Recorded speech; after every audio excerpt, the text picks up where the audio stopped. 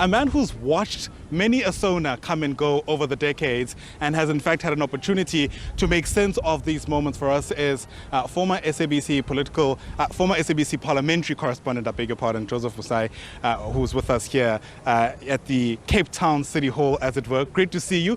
I know you also have your own podcast where you share a lot of these thoughts, so it's lovely that you're able to share these with us here at the SABC. Thank you very much, Ayan, for having me. Now, typically leading up to a State of the Nation address, there are issues that dominate discourse, and I have found that often those issues are domestic matters. Poverty, unemployment, the economy.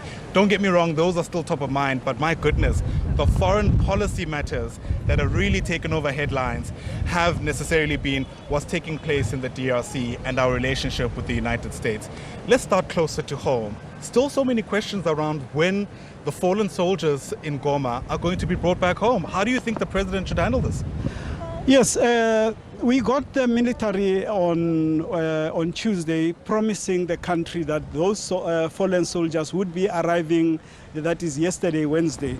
The fact that it has not happened yet, or at least it has not been announced officially that they are here, is a concern. And we've heard the UN MONUSCO in the DRC speaking about the fact that it is very difficult for any of those forces to move around in Goma. So the president will have to actually explain to South Africans what the actual standing is of these soldiers and whether we are likely to see. Because many people who have lost loved ones in the DRC are really waiting to hear, because it is important for them to have the closure and to bury their fallen members of the families in dignity. So it is a difficult issue for the president, this DRC thing, because we are committed to trying and bringing peace to the continent, and the DRC is one of those countries that have not known peace in more than 3 decades.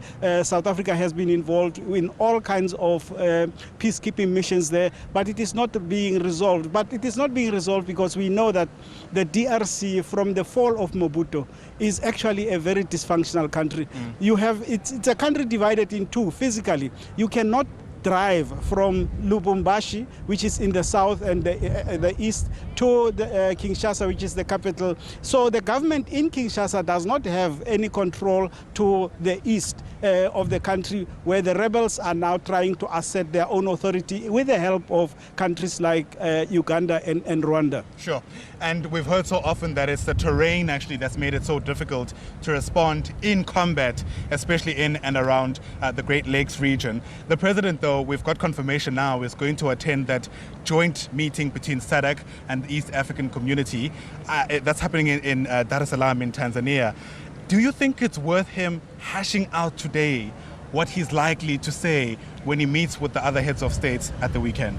He is unlikely to tell us exactly what he's going to say, but it is important for him as the president of the country to explain to South Africans why South Africa is so invested in that particular conflict and trying to resolve it. Because we know that South Africa has no choice in terms of its participation in trying to bring peace and development to Africa, because as we can see in the problems we had in Zimbabwe, when people have instability in their own countries, they go to where they think there is peace and safety and security for themselves, and those people are likely to move into other countries, causing more problems. So it is important for South Africa to participate in trying to bring about peace, but it is about how you go about it. Like, for instance, in the case of the DRC, the government in Kinshasa has to accept that it does not have control over the most of the eastern DRC, and it must then make a way to see to it that it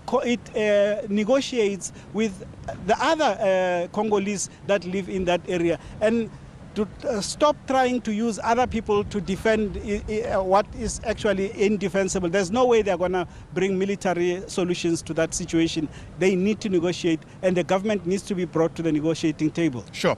The other issue, of course, as I said at the start of our discussion, is the relations with the US. It's not a country you can scoff at. It's South Africa's second largest trading partner, and they're taking over the G20 after South Africa in December. That notwithstanding, many South Africans waking up this morning to the Secretary of State reiterating what Trump had actually shared about their perceptions of South Africa's land policy, adding that he's not coming to the country. With that in mind, we know that there's going to be a G20 foreign ministers meeting in about 2 weeks' time. I mean, all of that coinciding with the president's State of the Nation address later on today. How does he handle that?